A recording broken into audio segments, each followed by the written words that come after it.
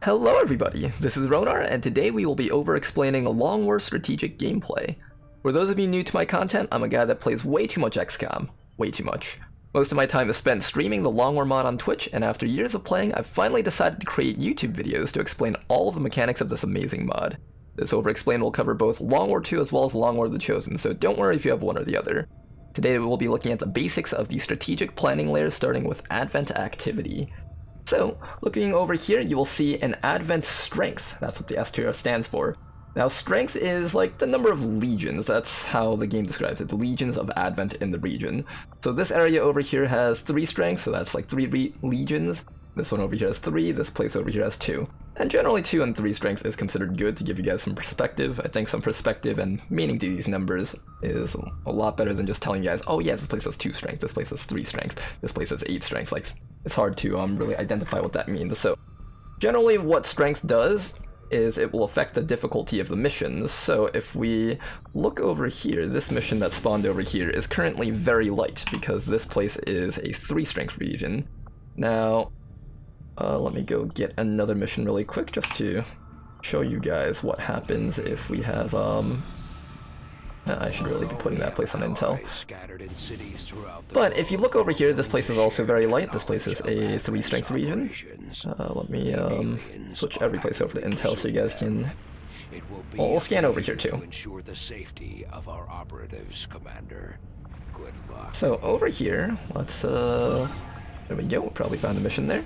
So you'll see that this mission over here is extremely light. 7 to 9 represents how many enemies will be on the mission. Generally the number will be around 8 or 9. But in a region that has 2 strength, there's around 7 to 9 enemies, 8 or 9. And over here in the very light mission, there's 10 to 12 enemies, and that number will go up from extremely light, very light, to light, and even higher. But generally, you won't be doing anything that's light or above on average. You'll usually be doing very light and extremely light missions with about 5 people.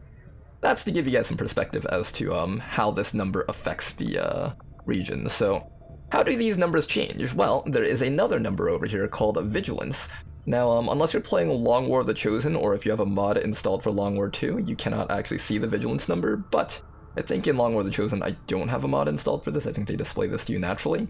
Vigilance is basically Advent's reaction to XCOM activities. So for example, if you've been doing a lot of missions in a specific region, the Vigilance will be higher. So for example, over here, Advent might say, oh, you've done a mission or 2 in this area, so we're going to increase Vigilance over here. That's basically how the number works. Usually you should expect to see like the region that you're doing missions in a lot will usually be anywhere between like 5 or even higher Vigilance, so expect to have much more strength in those regions. Generally, you don't want a region reaching more than 4 strength really in a region that you want to find missions in. Anywhere higher than 4 strength and the missions start becoming a little bit more unmanageable, undoable for your teams, like your small XCOM teams. And generally you want to be doing smaller missions because you'll have more infiltration time, and that means you'll be able to do missions more effectively. I'll over-explain that in a separate video in mission planning and stuff, but for now we're just talking mostly the bare basics of the strategic layer. So basically, that's what Vigilance is. Vigilance is how much strength they want in a region, and Strength is how much strength they actually have in a region. So Vigilance is just that. It's just a measure of their alertness towards you.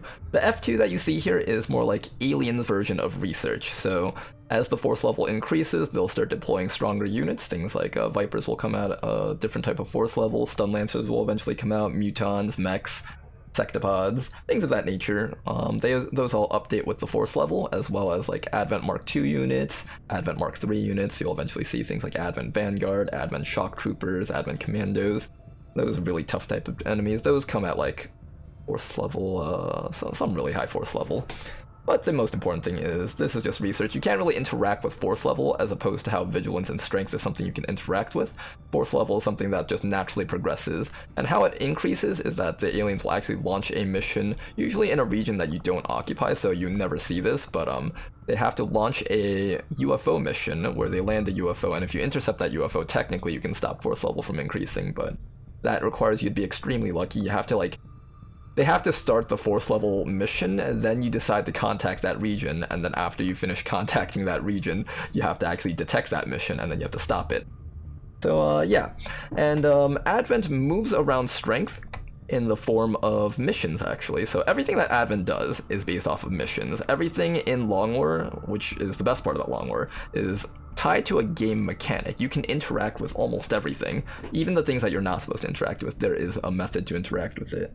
And how moving strength works is they don't just increase the strength in a region. They can't just do that. What they basically do is they take a point of strength from one region and move it to another, usually from a region that you haven't contacted yet, because if you haven't contacted it, that means you haven't done any missions there, and the vigilance is usually really low in these regions. So let's say, for example, you've done a lot of missions in West Asia, and the vigilance here is like 5, but they've only got 3 strength. Then what they'll do is they'll take a point of strength from Eastern Europe and try to push it over into this region, and that will start a mission called Supply Raid. So how that'll work is, it's a supply raid, and these are generally hard to detect missions. You usually don't count on detecting them. You kind of get a little bit lucky, you detect some of them, but oftentimes you don't have enough time to actually do the mission. You just have enough time to know that they're about to raise the strength in the region, so you may want to resolve any missions that you have already going on in here, because as soon as the convoy gets there, all the missions become harder. So that's kind of what you do with supply raids. You don't necessarily have to do them all, but they will at least warn you that the supply raid is coming if you have proper amounts of intel gathering. So yeah, supply raid mission will launch. Once the mission completes, then they increase the strength of this region and decrease the strength of this region. If you complete the supply raid, what happens is you destroy a point of strength and raise the vigilance in the region. I think that you destroyed it in, maybe also in the region that you destroyed it from. But generally, supply raid missions are one of the more important types, as well as other types of missions that destroy points of strength, like the troop column. Any mission type that destroys strength is generally considered really good for XCOM, because not only are you destroying the amount of strength that Advent has, but you're also raising their vigilance. And why is that important? Well, right now when you start the game, you won't really see any other information around here, but once you liberate the first region, you get a little bit of an updated menu, so we'll take a look at that right now. Alright, so here we are at a save file from a campaign that I'm currently streaming on Twitch. As you can see, the Avatar project has already been revealed, and this is revealed once you've liberated your first region. Now, this is not a video about region liberation, it's a video more about Advent troop maneuvers and stuff, so I'm going to be talking solely about that. But this is going to be something that is actually tied with Advent troop maneuvers. It's not just going to arbitrarily increase as you might think. As I said before, the Long War team really tries to make sure that all its gameplay is incorporated, or all mechanics in a game are like just incorporated through gameplay, and this is no exception. So as you can see, the Avatar project itself has timers on it, pips on it, but there's also Avatar facilities that are invisible that have also added to the timer. But for the most part, this thing over here is actually tied to how Advent's vigilance and strength are. So let's go take a look at this other menu over here. This menu pops up after you've liberated your, or well, it's already there, but it gives you more information after you've liberated the regions. So what happens is you'll see something here called the Global Advent Strength, which is 60 legions, and there's also a Global Resistance Threat. And these numbers, I guess I'll explain Global Advent Strength first. Global Advent Strength is literally just the combined amount of strength on the globe, so if you just go to every single region, including the invisible ones, all the invisible regions have their own strength value assigned to them. You just don't get to see them because you haven't contacted anyone in this region. But basically, add all these numbers together. So 3 plus 7 plus 8. There's 0 in the liberated region, so you don't have to worry about those.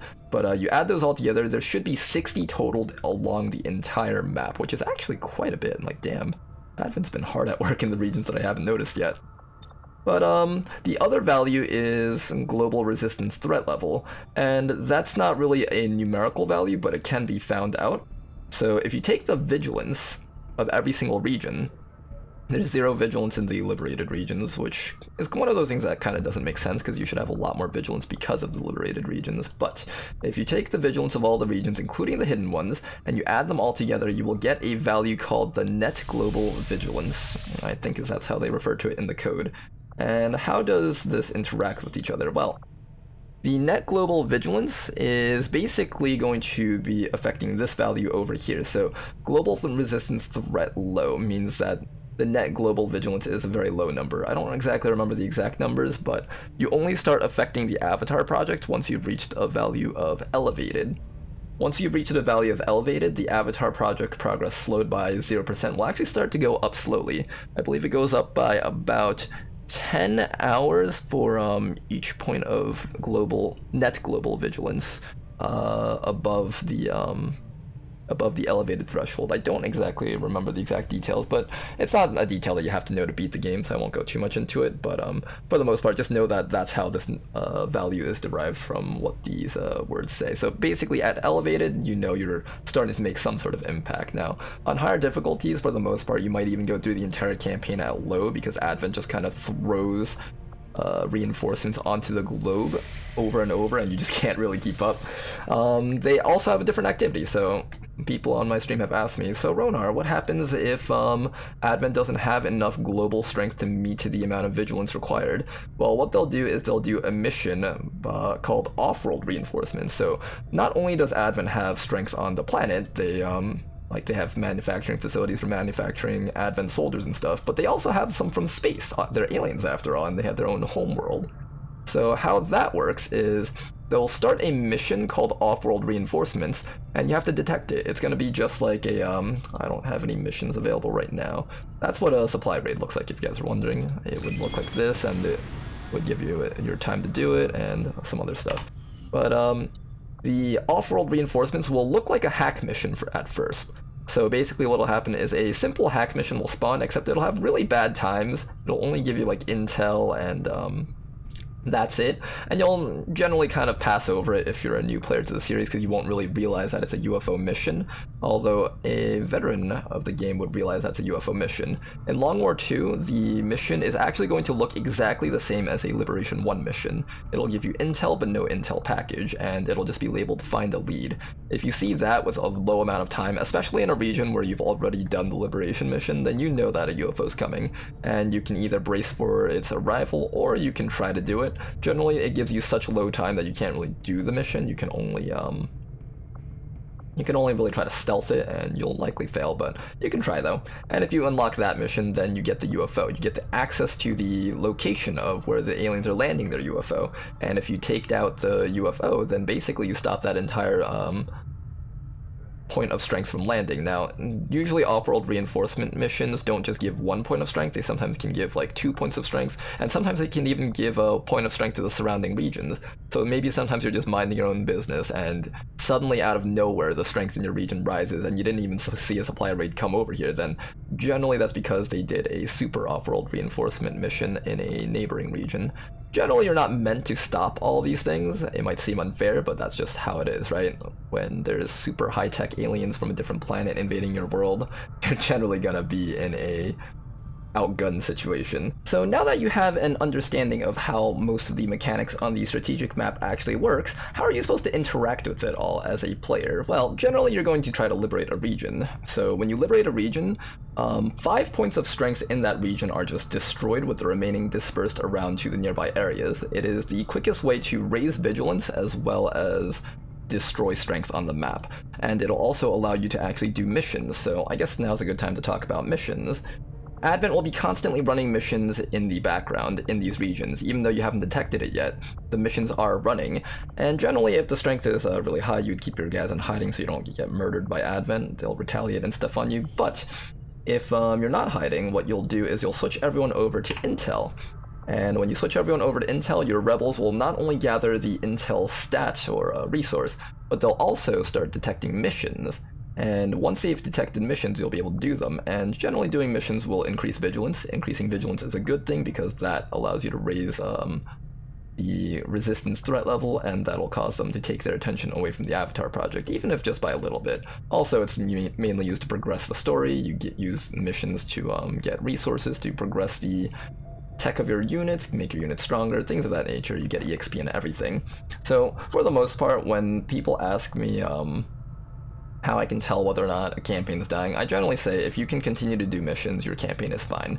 No matter, like, even if you squad wiped like 1 or twice in a row, as long as you're able to continue doing like about 2 missions at a time at all times, then you're fine. And that's because if you can run 2 missions at a time, you have enough people getting EXP to do a big mission, like something like a base assault where you'd bring like 10 people on it. And as long as you can do those types of missions, your campaign will be okay. Now, how would you manage a region that has reached really high strength, but you just don't have enough, you don't have enough intel gathering here to liberate the region before Advent retaliates you to death? And what you would do is, basically what you'd do is you'd set your guys onto hiding, like what I've done earlier. This will cause the vigilance in this region to drop, and Advent will suddenly be like, oh man, there's like no XCOM activity over here, we were completely wrong, and we have all our troops in this region. So what they'll do is now you'll do a mission in a different area, and that's kind of what I was doing over here, but they also landed like reinforcements. Overall, I'm not doing too well this campaign. If you guys looked earlier, global resistance threat was low, but generally in legend difficulty it'll also just end up like this. But over here, as you guys can see, I've been doing a lot of missions. The vigilance is 5, so what they'll see is, oh man, this guy's doing a lot of missions in a different spot, we better send our units over to that side. And what they'll do is they'll start transporting their troops over. And if you guys have played the game long enough, you'll know that troop transports are usually something that's gonna take a while for them to accomplish. So to move over all the strength over here, it'll definitely take like a month or two before they can funnel all the strength over. And basically what they'll do is they'll start moving all the strength over, and by the time they reach over here, you set your guys over here onto hiding, and you start doing missions somewhere else, like over here. And that's exactly what I'm doing right now in this current campaign, actually. I've been doing I'm starting to do missions over here now that I've set up a liberation here. And in fact, I'm about to do the HQ assault over here. But yeah, this game is really interesting in that Long War isn't just about the tactical layer. Most of the time when people think of a good XCOM player for the Long War mods, they just think of a guy who's like a tactical genius, knows everything about like ground combat. But a lot about your success on ground combat is actually going to come from your knowledge of the strategic layer. If you find yourself just fighting like a bunch of enemies and you're like, oh man, why are all my missions like light missions where there's like 15 enemies and I've only got 5 troops to handle all 15 of them, or even more depending on how bad the missions that you've taken are, then what you should realize is that it's not because, well, maybe your tactical decisions are in need of improvement, but it may not even be because of that. It may be because you're not actually picking the right types of missions, and the right types of missions are usually going to be extremely light missions with 5 people. I find that to be the magical number, and that's because mathematically an XCOM soldier is approximately worth like 1.5 or 2 Advent units, depending on which class you're using and how strong the unit is. And generally that translates to an extremely light mission with like 8 or 9 enemies on it versus like 5 XCOM troopers. That's just... it just seems to be how it works after playing for so long. And overall, that is your goal, to make sure you can continue finding missions that your team can safely do, get rewards for, while not dying to the Advent forces. So what else does Advent do when your guys are on intel? Well, they can retaliate on you. So if you're in a region over here, why don't you decide to gather supplies in a region like this? Well, if you start trying to gather supplies, what happens is there is something called a retaliation bucket that slowly fills up. And once that fills up, like once your rebels do enough activities in the region, Advent will launch a retaliation attack to try and hinder your operations, and those are one of the more annoying mission types to do. And the retaliation mission types come in 2 types: the defend a haven and Advent retaliation. Advent retaliation is a lot like the vanilla retaliation missions, where they just start killing people and you have to rescue them before they die. Generally, casualties are unavoidable on those ones, so you're going to be losing resistance recruits, which is a really bad thing. The other type is going to be Haven Defense, where you kind of have to run out to get people while they get ready to drop in reinforcements. That one you can actually save everyone from, and I would say generally that's the easier one to do, and you're hoping for that one. And that one only comes at low strength levels, so at 7 strength, for sure they're going to be doing the Advent retaliation where they kill people. So generally running activities with your people in a high strength region is kind of detrimental in that sense, so you may not want to do that. And there's other types of ways that Advent can attack resistance recruits. So if you're doing a bit of intel, what they can do is launch a mission called the Advent Data Tap, which is definitely the best mission type of their retaliations. The data taps are the ones that are most manageable, and also intel is kind of required for you to do, so no matter what, you have to do intel at some point. So even in a low strength region, you can get data tapped, but for the most part, you mostly want to keep your guys on intel. And the reason why you wouldn't put people on supplies, which I do see people doing a lot actually, what people end up doing when they start playing Long War is they see, oh, I have 0 income, I should put people on supplies. But that's not the case, because Advent has control over this region. This region is owned by Advent. They watch every single part of the city centers. They've got cameras everywhere. It's not like a liberated region where you've got like your own province or something.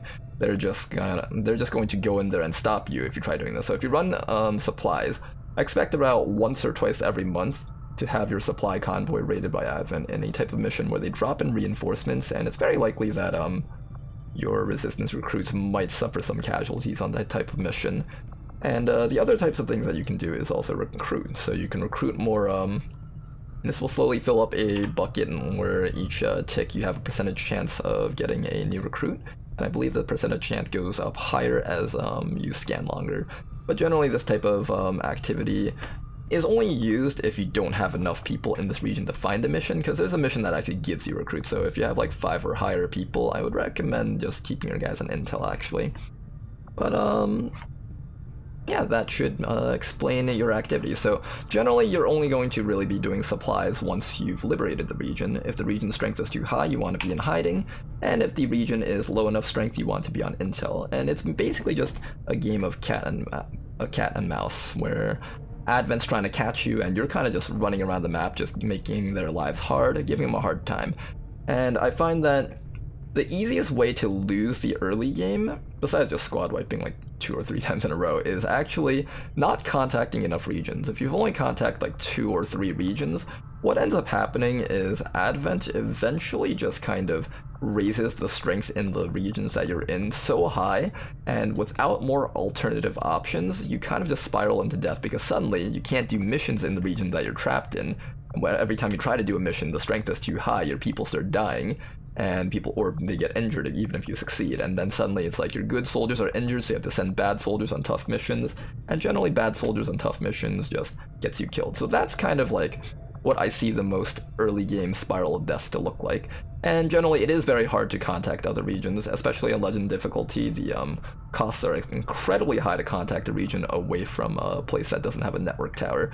So your job is to liberate a region as quickly as possible, gather as much intel as you can to just contact a place that's 2 tiles away. So that's like, you're gonna need like 200 intel just to contact a place that's doesn't have a radio relay next to it, and that's really tough, but it's the only way to really get yourself out of there. So you need to just hurry up and do as many missions as you can, set everyone over to intel, and root out any faceless. So now's a good time to talk about Haven Advisor activities.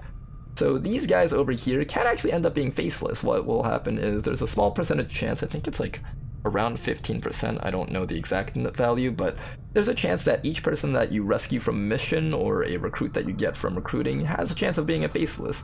And if you have a faceless in the region, what the faceless will do is not only will it detract from the jobs that you do. So if you're trying to gather a mission, the faceless will make the mission harder, or you'll get less time for the mission. If you're trying to do supplies, the faceless will steal some of the supplies. You'll actually steal a good portion of the supplies. And if there's a faceless in a different region, they'll steal a smaller portion of the supplies. But no matter what, faceless will steal supplies. And also, if you're on recruit, the faceless will hinder recruiting. They'll be like, you'll have people handing out pamphlets that say XCOM rocks, go join XCOM, and then you'll have the faceless guy handing out pamphlets saying XCOM sucks, join Advent instead. So that's basically what happens. And if you have a faceless in the region, what you want to do is put a Haven Advisor in here. A Soldier Advisor is meant for the recruit job and is also used to detect faceless in the region. So what will happen is, if you have a faceless, generally I recommend just putting a soldier in all your havens. It's good for passive recruiting as well as just for rooting out faceless that are going to enter a region. And the only time I really switch over to a different job is actually once I've liberated the region. I've made sure there's no faceless in the region after like a month's supply comes in. Once you get your paycheck for the month and you see that you're not getting any supplies stolen, then I know I can take out the soldier and put a different person in here. And overall, what your soldiers will do is find faceless and recruit people. The higher the rank of the soldier, the more effective they are at this job. And generally you'll want to put like your less good soldiers in here. I recommend putting your weaker classes, like the Ranger class. That's a perfect class for this type of job, because not only are they not very good for the guerrilla type missions, they're not good for timed missions because they're a shooting class rather than a brute force class. But your Ranger class also comes with a sawn-off shotgun, which is capable of one-shotting faceless. So if you really want to have a good Haven Advisor, I would highly recommend the Ranger class. But there's other things that influence your ability to recruit as well as detect faceless. So officer units, people that are trained up to be officers in the GTS, will have a higher ability to recruit, and I'm not sure if they have a higher chance of detecting faceless, they might. But they have a higher recruiting power, and not only that, if you have a psionic person in here, he can read minds, and of course, someone who's psychic can probably figure out if some guy's thinking Advent propaganda in their minds, so psychic soldiers have a higher detection chance for faceless. Also dependent on their rank too, so the higher the rank, the more you'll notice that effect. But yeah, that is going to be the Haven Advisors explained. I guess I should explain the other ones also. Engineers are mostly for gathering supplies, so for example, if you have an engineer over here, right now my income is 442. Without the engineer, it becomes 420, but that's because we've already scanned for a while. But the engineer does help a little bit with resource gathering. And the other choice is the scientist, and a scientist will actually increase the amount of intel that your region generates, as well as how much you can find missions. It might be tempting to put a scientist in your main haven to help find missions faster, but what I find happens is, not only are they not contributing to research, if your place gets data tapped or gets attacked, your scientist is actually going to be on that mission. So you'll get a civilian on your Advent Retaliation or on your Advent Data Tap mission, and basically not only can they not contribute to firepower in fighting off the aliens that'll be attacking them, they'll also be at risk and you might just lose a scientist, which is really, really bad. So I would probably avoid putting high value personnel in these regions until you've liberated the regions. And what happens once you've liberated a region is all the people here not only will not get attacked and they won't be hindered by Advent, you'll also be much more effective at their job. So for example, people on intel will gather more of the intel resources, people on supplies will gather more supplies, and people on recruit will actually have a chance of recruiting engineers and scientists to the region, which is really, really cool. Of course, you have to either be scanning for a long time or put everyone into recruiting to get engineers and scientists. I don't recommend that. I recommend just keeping like one guy on recruit maybe if you really want to try your luck at getting a scientist or an engineer at some point. For the most part, you'll be keeping people on supplies and possibly intel. So why would you keep your guys on intel? If a region is liberated, you've basically booted Advent out of the region. They can't launch missions in here anymore. So if Advent's not running missions in here, what's going on? Well, if a region nearby reaches 8 strength or higher, I think it's 8 strength, it might be a little bit higher, I don't know the exact number, I'm pretty sure it's 8 strength. But if a region reaches 8 strength, what they can do is they can launch a Haven Invasion, and this is the hardest mission type in the entire game. So part of being a good commander is knowing which battles you can take, so a lot of times you guys might see like YouTubers or Twitch streamers out there who do really well at Long War, and then you play yourself and you're like, how come I'm not doing as well? Well, one thing is, what people will try to do is avoid letting hard missions go through. So a Haven Invasion is notoriously difficult. The amount of reinforcements that drop is basically unfair. I was gonna say borderline unfair, but it's like literally unfair. And you have to like destroy a spike to stop the reinforcements from spawning, and the spike has like a ton of HP, and if it spawns behind the wall, your snipers can't hit it, and it's terrible. So, what would you do to stop that? Well, what I like to do is not actually let that mission spawn to begin with. So to understand why, or how to stop that mission from spawning, you have to understand why it spawns. So Advent, when they have a strength of 8 or higher, they'll do a supply convoy type mission, and they'll send in a supply convoy into this region. If you don't have people to detect that mission, then once the timer counts down and that mission expires, it'll launch the Haven Invasion, in which you just have to do the Haven Invasion mission. But if you put 8 people in intel, that's generally the number I like to put. You can put maybe more, you can put less. I'm pretty sure you could put 6 and that would be fine, but I like to be safe and put in 8. So once you put 8 people on intel in here, because you notice that a region nearby was really high in strength, for me it's like this one over here, this one's 8 strength. So I'm trying to be careful and not let this place get invaded by having these guys on intel. But you'll switch to your guys over to intel, 8 people on intel, and you'll start, you'll just do your own thing, and eventually they might find the mission. They usually do, even if you have a really low amount of time, it'll be fine, and I'll explain why in a bit. But yeah, so Advent has to launch the supply convoy. So once they launch the supply convoy and you finally detected it, you might end up with very low times. Like for example, it'll be like 2 days and 13 hours, and you might think, oh, that's terrible. We're just going to use this as an example. This isn't actually a Haven Invasion. Well, let's go take a look at it. So generally the baseline for this type of mission is not going to be, I'll explain mission activity and stuff in a separate video, so if you guys don't know much about that, Just look out for that video. I'll eventually release it. So generally it'll be something that's very difficult, like heavy, moderate heavy, or something like that, swarming even. This mission type will generally be extremely difficult, and if you try to gear up an entire squad of 8 people, what'll happen is you just won't have enough time to infiltrate this all. You'll require like maybe some amount of days to actually do it, and you just can't do it because there's just not enough time. You'll end up doing like a swarming 40 to 42 enemy mission. So why is it better to do this mission type in other places while I wouldn't recommend it in any other place? Well, for starters, a supply raid mission is slightly different from a regular mission, where if you infiltrate below 100%, what happens is, for starters, you don't start off with concealment. That hurts you a lot for big mission types. The other thing is that there is a super command pod, and this super command pod comes with enemies that are a few months worth of tech above what you should be at. So for example, if you're at like, if you're in the early game and you try doing a 0% supply raid or something, you try to send in a full team, what'll happen is you end up having to fight Mutant Centurions, heavy mechs, and you're going to be completely outgunned. Or if you're in the mid game and you try to do this, like if I try to launch this right now, I'll probably expect to find Sectopods, Gatekeepers, super heavy mechs, Mutant Elites, things that are incredibly insane that your team would just never be able to even dent because your weapons don't do enough damage to these types of enemies, nor do you have like these stats on your soldiers to get past the enemy defenses. You're just gonna get stat checked really hard and you just won't be able to do that mission type. So why is it okay to do that type of mission over here? Well, there's a couple of properties for a liberated region. So in a liberated region, you'll get a couple of bonuses. One, you'll infiltrate a little bit faster, but two, you start off at 50% infiltration, which is really awesome. So if you start off at 50% infiltration, that means you're going to be getting a huge head start, and here's what needs to happen. Once you find out that you have like 50% infiltration, you just need to make sure that you can infiltrate up to at least 17%.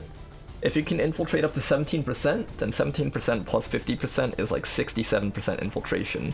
And then what you'll do after that is you'll just, I think I can show an example over here. What you'll do is you'll hit the boost infiltration button, and you'll spend 30 intel to increase the infiltration by 50%, but that brings you above 100%, and that mission is now suddenly completely doable, and it'll be at something like heavy or moderate heavy, but not something like swarming plus with an ultra command pod that you just can't deal with, where you're completely outgunned without concealment to actually like get off a good start to the fight, where you have to just fight like 16 enemies and pray that your guys can actually do something in that instance without actually activating another 20 enemies on a super cramped map.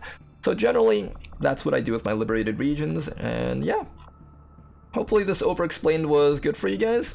Generally, the main gameplay aspect of this is trying to outsmart Advent and making sure that you stay on top of them in terms of contacted regions, trying to stay on top of the Advent strength, making sure to realize, oh, the strength in here is rising really quickly. I need to put everyone here onto hiding and move over to a different region to do other missions. And you just play cat and mouse with Advent, and it's really cool. I think this is the kind of gameplay that I really enjoy, where as opposed to vanilla XCOM, where there wasn't really much to do, you know, you just kind of hit the scan button and the game's like, alright, here's your next mission, alright, here's your next mission, just do this research, do that building, that's the only thinking that you have to do, and you just kind of hit the scan button. I think this level of skill is different from tactical skill. Tactical skill is more like your skill to micro your units, while this level of skill is more of your macro skill, and people have different types of skills, right? Some people might be really terrible at micro skill, but other people might be really good at macro skill, and this is the kind of stuff that you can try to excel in to make up for your shortcomings. And hopefully this Overexplained kind of help you gain a little bit more of an understanding about how the game works, and maybe make this a little bit less daunting to look at, especially if you're just starting the Long War mod. When you just start, you see all these things like infiltration, strength, vigilance, and you have no idea what's going on. You have no idea what to put your people's jobs on. Well, hopefully this helps you guys understand that a lot more. And yeah, look out for other videos that I might put out for the Overexplained the Long War series. I'm probably going to do something about damage calculation, because that's something that's very different between the Graze mechanic. Dodge and crit calculations have all completely changed from XCOM 2, so that's probably another video I'll be releasing very soon. hopefully you guys can look forward to that, and also do things about like explaining missions specifically. I'll definitely do stuff about the equipment, the research of the game, the general progression of the series. I'll do an overexplain for each individual class. Those are going to be like 30 minutes long per episode, actually, because it takes me a long time to go through everything. I'll be explaining things like different types of enemies and how to deal with each type of enemies as they show up, and team compositions that you should gear up to be able to handle those types of enemies. And yeah, hopefully you guys enjoyed today's video. I'll see you guys until next time, and thanks for watching. I am streaming a Long War of the Chosen run on twitch.tv, so definitely come check that out if you guys want to just say hi, or if you guys want to learn a little bit more about the game. I'm actually over-explaining everything there right now at the time of recording. Maybe by the time you guys watch this video, I'm not doing that anymore. I might have moved on to Long War 1 again, or whatever, but who knows, maybe XCOM 3 will be out by then. But thanks for watching, you guys. Till next time, don't forget to like and subscribe. It really helps out the channel. Bye-bye.